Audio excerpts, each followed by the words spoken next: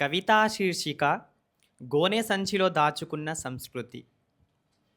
ఇప్పుడు ఒక ఆకుపచ్చని రంగు ఏర్పడి కొత్త ధూళికణాలతో మిళితమై ప్రార్థన భాషను కొత్త స్వరంగా పురుడు పోసుకొని మల్లెపువ్వు కాగడాల నుండి చిరునవ్వును చిందిస్తుంది. కొమ్మలు చిగురు తొడిగించుకునే సమయంలో ప్రకృతి అస్తిత్వాన్ని నలుదిశలా వ్యాపించజేయాలని తాజియాలు చిహ్నాలుగా నిలుస్తాయి. తమ సహజమైన ఉనికి కోసం నిరంతరం అహర్నిశలు కృషి చేసే కొత్త జీవి జీవితానికి మెరుగులు దిద్ది త్యాగాల చరిత్రను చిరస్మరణీయం చేయడానికి చిచ్చుబుడ్డిలోని మెరుపులా మెరుస్తుంది. కాలువ, నది ఏరుగా ఏర్పడి మహాసముద్రంలో కలిసినప్పుడు మానవత్వం యొక్క నిజస్వరూపాన్ని, ఐక్యతను ఎరిగి కాలపు పెదవిపై పోగు చేసి దాచుకున్నాను. మలిద చేసిన యాడి చేతిలోని గాజులు సవ్వడి చేస్తూ బెల్లం రొట్టె పునరావృత చరిత్రను లిఖిస్తాయి. ఇప్పుడు కాలపు గమనంలో కొన్ని జ్ఞాపకాలను తడిమి మళ్ళీ సజీవ పాత్రలకు జీవం పొయ్యాలి. ఊదు పొగలో పరిమళాన్ని వెదిజల్లే ఈ పండుగ నాకు ఒక పండుగ మాత్రమే కాదు. తండలో యాడి చేయి పట్టుకొని పీరుదర్గా దగ్గర కొత్త సామరస్యాన్ని, మనిషిని ప్రేమించే సంస్కృతిని అమ్మ గోనె సంచులో పదిలంగా దాచుకున్నాను. ధన్యవాదములు.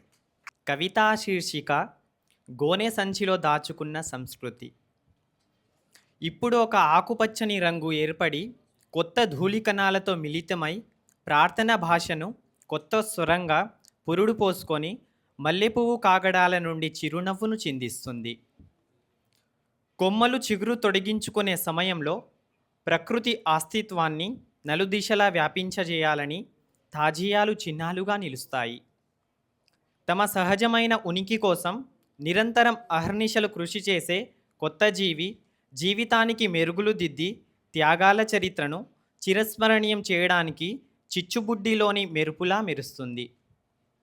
కాలువ, నది ఏరుగా ఏర్పడి మహాసముద్రంలో కలిసినప్పుడు మానవత్వం యొక్క నిజస్వరూపాన్ని, ఐక్యతను ఎరిగి కాలపు పెదవిపై పోగు చేసి దాచుకున్నాను.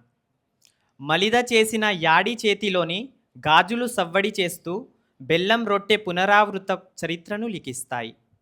ఇప్పుడు కాలపు గమనంలో కొన్ని జ్ఞాపకాలను తడిమి మళ్ళీ సజీవ పాత్రలకు జీవం పొయ్యాలి. ఊదు పొగలో పరిమళాన్ని వెదిజల్లే ఈ పండుగ నాకు ఒక పండుగ మాత్రమే కాదు.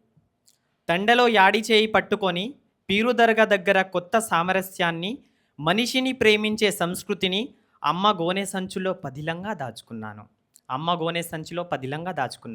ధన్యవాదములు.